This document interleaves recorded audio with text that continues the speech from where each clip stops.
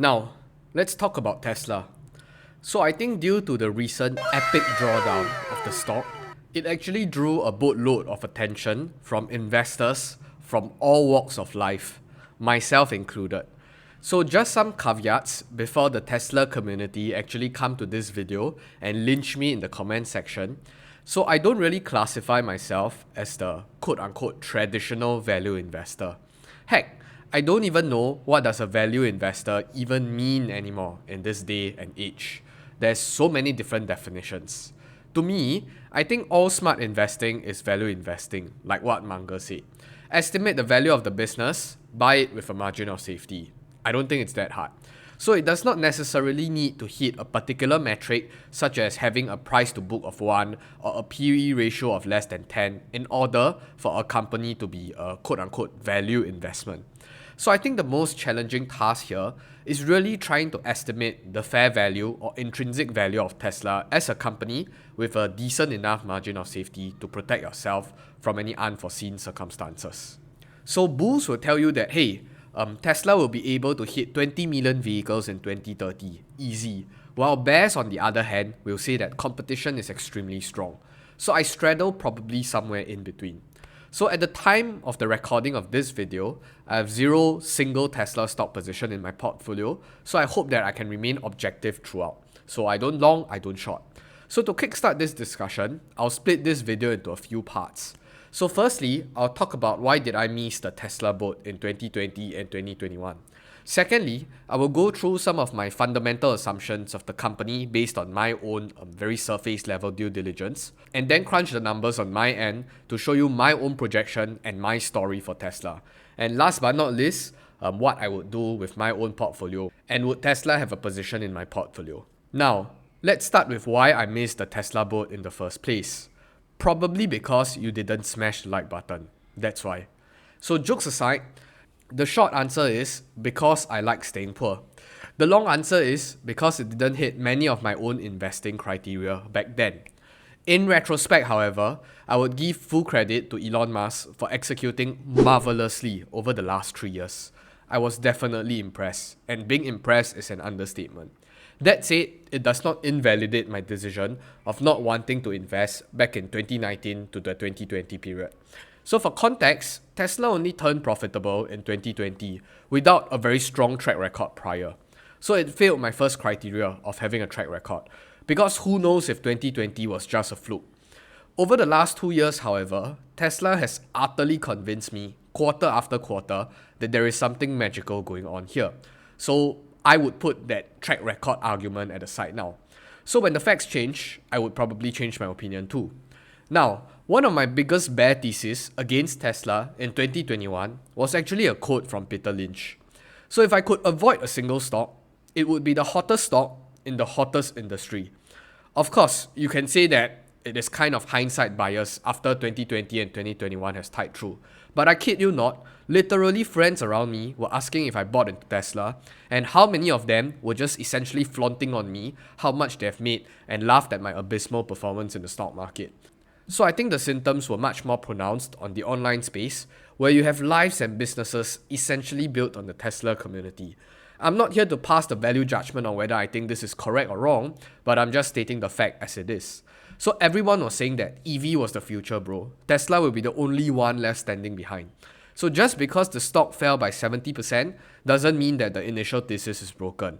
And we will talk more about the thesis later on. So long story short, when everyone wants to crowd into a particular investment, personally, I stay pretty far away from it. So since Tesla is down 70% year to date, I think it's a good time to revisit the story and valuation of the stock to see whether it provides an opportunity for a cheapskate like me to join the Tesla community and be a Tesla backholder. So this brings me to the second part of the video. Let's talk about some of the fundamental assumptions that I have for the company based on my own research and my own understanding. So I would like to first preface this that I'm not a car junkie, I don't have greater than God insights on the FSD and battery technology, and I haven't really dived deep into the company per se. But I think I have a pretty good grasp of their numbers and the story for now. And of course, this is based on my own worldview. So for those of you who are in the same position as me, I would actually link two specific research reports in the description box down below, which I thought had the best ROI of my time in terms of understanding Tesla, both as a business and an investment based on the valuation, after sitting through so many reports from a multitude of sources. So the first one will actually be a business breakdown from Thomas at Steady Compounding. So I think it's a pretty digestible read with employing layman English, so you don't really need a lot of finance knowledge per se. So I would recommend that you read it up until the valuation portion.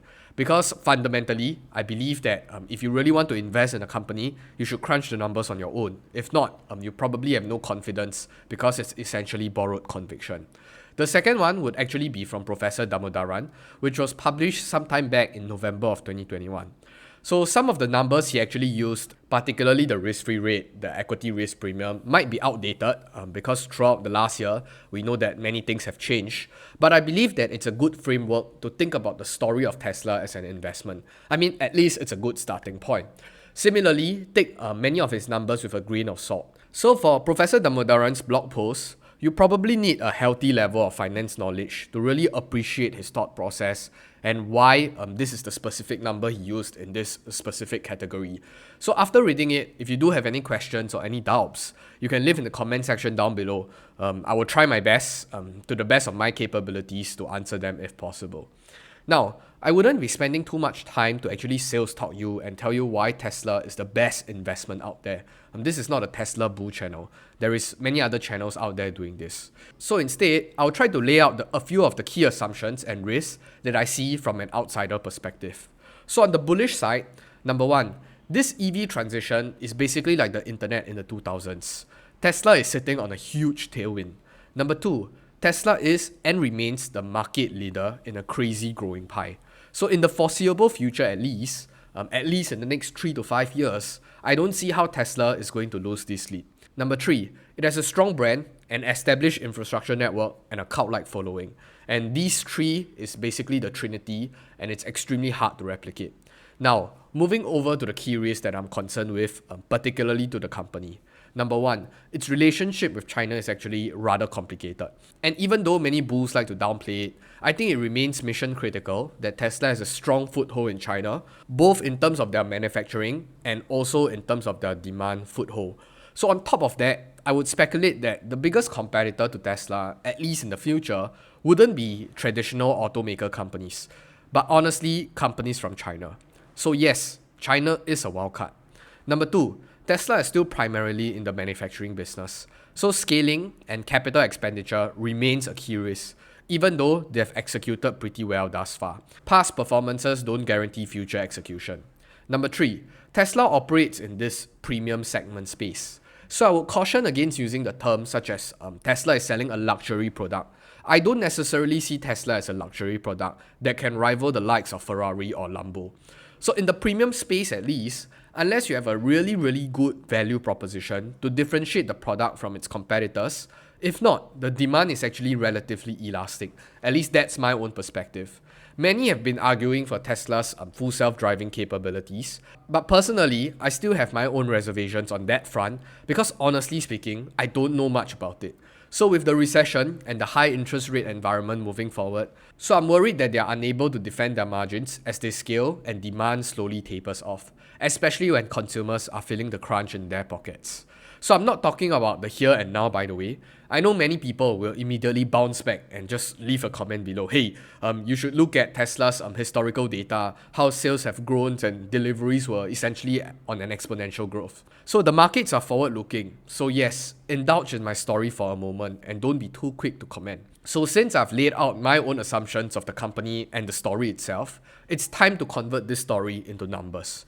So just a disclaimer too, I'm going to crunch the numbers as if Tesla is just operating as a car company. I know many investors are going to argue that, hey, Tesla is more than a car company. It's a big data company, it's a robo-taxi company, it's an energy company. I won't stop you from doing valuations from with that perspective, but this is just how I see it from my own rudimentary understanding. So don't get too triggered by it. So I'm not going to use a discounted cash flow model because as a manufacturing company, I find it rather hard to estimate their ramping, especially when demand is no longer the limiting factor. At least that's what I'm expecting. Instead, I'll use a simple back of the envelope estimation with an ending PE ratio, and you'll get what I mean later on. So these are my assumptions.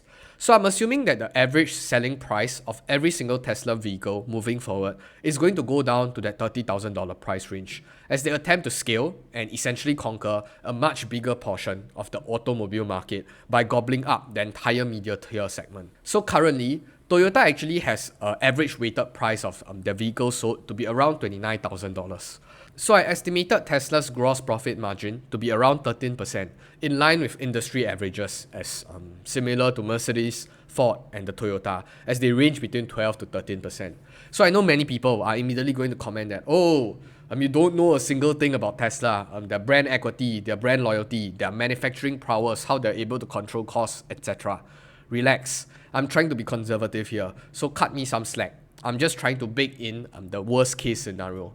Now, with the current FSD take rate worldwide, which is around 8.1%, I think we are still in extremely early days. So the current FSD take rate in the United States is around 15%. So I'm going to use that as the long-term interest level across the world, and at a $15,000 price point, that will actually bring in around 2,250 incremental profits per vehicle sold. So this brings the total net profit to around 6,150 per car.